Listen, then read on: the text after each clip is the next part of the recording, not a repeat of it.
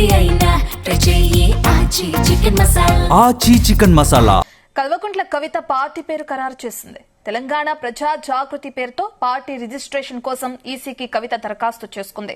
తెలంగాణ ప్రజా జాగృతి పేరుతో నూతన రాజకీయ పార్టీ నమోదు కోసం కేంద్ర ఎన్నికల సంఘానికి జనవరి 23వ తేదీన దరఖాస్తు చేసుకున్నట్లుగా తాజాగా వెలుగులోకి వచ్చింది. ఇక ప్రజా ప్రాతినిధ్య చట్టం 1951లోని సెక్షన్ 29A కింద రాజకీయ పార్టీ నమోదు కోసం చేసిన తన దరఖాస్తును కేంద్ర ఎన్నికల సంఘం వేగంగా పరిశీలించి నిర్ణయం వెలువరించేలా ఆదేశాలు జారీ చేయాలని కోరుతూ కవిత ఢిల్లీ హైకోర్టును ఆశ్రయించారు.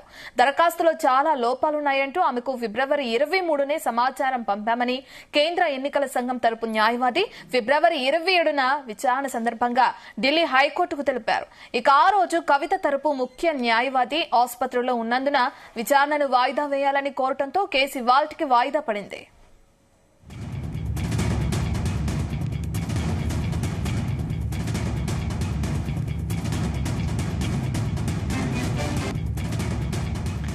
సంబంధించిన పూర్తి డీటెయిల్స్ అందించడానికి మా ప్రతినిధి వంశీకృష్ణ అందుబాటులో ఉన్నారు.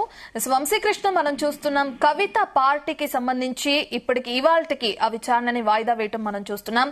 విచారణలో భాగంగా ఎటువంటి విషయాలు తెరపైకి వస్తాయి అనుకోవచ్చు? ఆమె పార్టీకి సంబంధించిన అడ్డంకులన్నీ తొలగిపోతాయి అనుకోవచ్చా? ఖచ్చితంగా కల్వకుంట్ల కవిత పార్టీ పేరు ఖరారు చేసిందని కూడా పేరుతో పార్టీ రిజిస్ట్రేషన్ కోసం ఈసీకి కవిత దరఖాస్తు చేసుకుందని చెప్పాలి. తెలంగాణ ప్రజా జాగృతి పేరుతో నూతన రాజకీయ పార్టీ నమోదు కోసం కేంద్ర ఎన్నికల సంఘానికి అటు ఏదైతే జనవరి 23వ తేదీన దరఖాస్తు చేసుకోవడం జరిగింది. ఈ విషయం అనేది నేడు వెలుగులోకి వచ్చినటువంటి సందర్భం కూడా మనకు కనిపిస్తా ఉంది.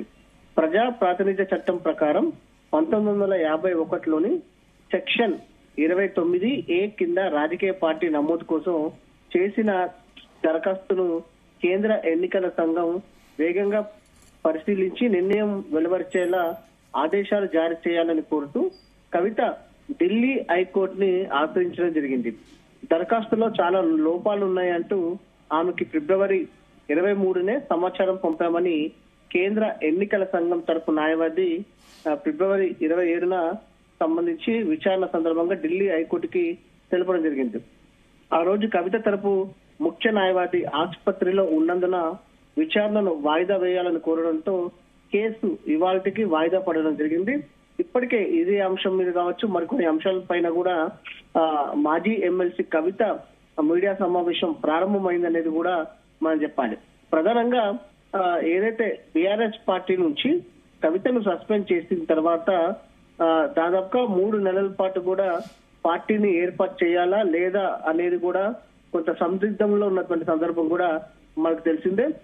తదుపరి 3 నెలలు అయిన తర్వాత ఆమె పార్టీని ఏర్పాటు చేయాలని నిర్ణయం తీసుకోవడము, తదుపరి జనవరి నుంచి కూడా ఆ పనులను వేగవంతం చేసినటువంటి సందర్భం కూడా మనకు తెలిసిందే.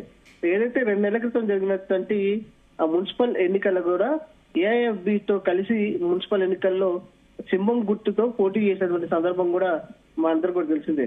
ప్రజెంట్ అటు జనవరి 23న ఆమె కొత్త పార్టీ ఏర్పాటుకు సంబంధించి దరఖాస్తు చేసుకోవడం జరిగింది. కానీ ఇప్పటి వరకు కూడా ఆమెకి దరఖాస్తుకు సంబంధించి పూర్తి స్థాయిలో సమాచారం రాకపోవడం, పార్టీ పేరు ఖరారు కాకపోవడం తోటి కొంత ఆమె సందిగ్ధంలో పడింది. అయితే ఆమె తెలంగాణ ప్రజా జాగృతి పేరుతో పార్టీని రిజిస్ట్రేషన్ కోసం ఈసీకి కవిత దరఖాస్తు చేస్తుంది. కానీ అక్కడి నుంచి పూర్తిగా క్లారిటీ రాకపోవడంతో హైకోర్టుని ఆశ్రయించడం జరిగింది.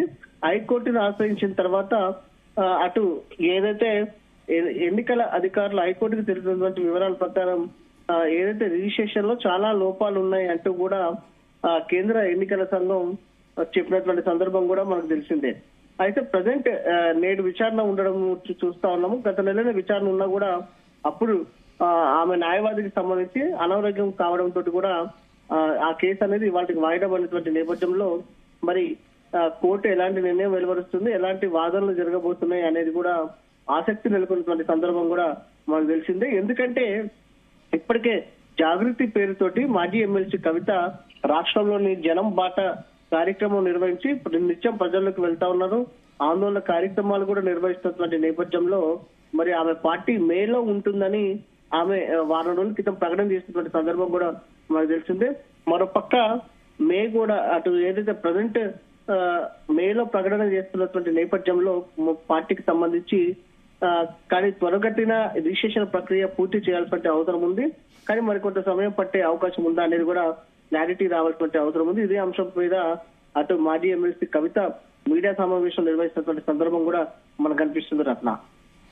ఎస్ వంశీకృష్ణ, ఇప్పుడు మీరు చెప్పినట్లుగానే మీడియా సమావేశంలో భాగంగా ఇంతకు ముందు ఏదైతే తన పార్టీకి సంబంధించిన అడ్డంకులన్నీ తొలగిపోవాలని హైకోర్టును ఆశ్రయించిన కవిత ఏ విధంగా స్పందించే అవకాశం ఉందనుకోవచ్చు? పార్టీ పేరు కూడా ఖరారైంది, దాని గురించి ఎటువంటి వ్యాఖ్యలు చేసే అవకాశం ఉందనుకోవచ్చు ఈ సమావేశంలో? ప్రధానంగా ఆలస్యానికి గల కారణాలు కావచ్చు, దాంతో పాటుగా ఒకవేళ పార్టీ ఆలస్యం అయితే కనుక తిరిగి ఎప్పుడు దానికి సంబంధించి ప్రకటన చేసే అవకాశం ఉంటుంది, తదుపరి రాజకీయ అంశాలు ఏమైనా ముడిపడి ఉన్నాయా పార్టీ అడ్డంకులకు సంబంధించి అనే అంశం మీద కూడా ఆమె కొంత మాట్లాడే అవకాశం కూడా మనకు చాలా స్పష్టంగా కనిపిస్తోంది. ఇప్పటికే అటు లేకపోతే ఈ యొక్క జాగృతి పేరుకు సంబంధించి రిజిస్ట్రేషన్ ఏమైనా లోపాలు ఉంటే కనుక ఒకవేళ పార్టీ సంబంధించిన పేరు ఏమైనా మార్చే అవకాశం ఉందా, ఇలా అనేక అంశాల పైన కూడా ఇప్పటికే ఆమె న్యాయవాదులతో కూడా చర్చిస్తున్న సందర్భం కూడా మనకు కనిపిస్తోంది. కానీ ఆమె పార్టీకి సంబంధించి ఎలాంటి ఎప్పుడు ప్రకటన చేస్తారు, ఈ కేసు ఎప్పుడు వీగిపోతుంది అనేది కూడా ఆమె ఎదురు చూస్తున్నటువంటి సందర్భం కూడా మనకు కనిపిస్తోంది. ఎందుకంటే ఎలక్షన్ కమిషన్ ఇప్పటికే తెలిసినటువంటి సందర్భం కూడా మనం చూస్తా ఉన్నాము.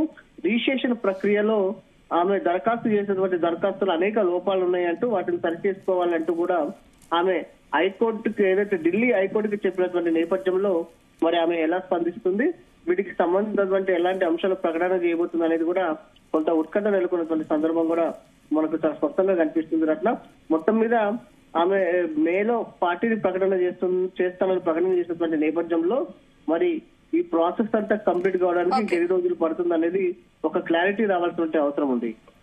Right, thank you Vamsikrishna.